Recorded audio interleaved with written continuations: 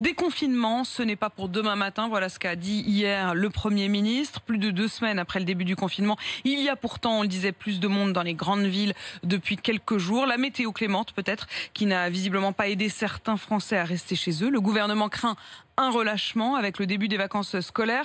359 000 contraventions ont été dressées depuis le 17 mars pour 5,8 millions de contrôles. Un relâchement que vous avez peut-être constaté, vous aussi, en faisant vos courses ou un peu de sport. Exemple à Lille, où les habitants ne sont pas tous très disciplinés. C'est un reportage de Laura Tchouchanov et Lionel Top. Petite halte sur un banc pour rêvasser devant la rivière ou une promenade pour se dégourdir les jambes en famille.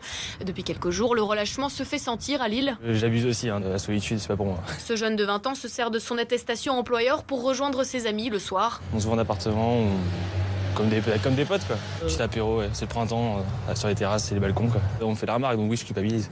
On se sent invincible, peut-être.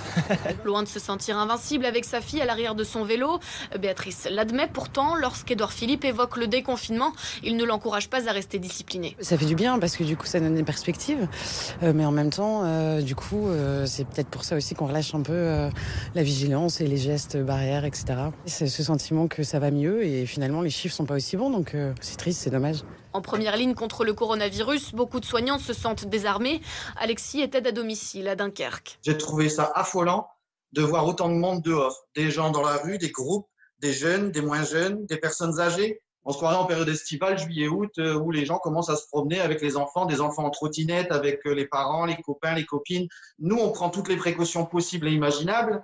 Et à côté de ça, on a des personnes dehors. Si les gens qui étaient à l'extérieur voyaient vraiment ce que nous, on vit au quotidien, ce qu'on voit au quotidien, je pense que ça ferait réfléchir un petit peu plus. Hier soir, le Premier ministre a de nouveau exhorté les Français à un effort collectif. Édouard Philippe a tenu à le rappeler, le virus n'est pas en vacances.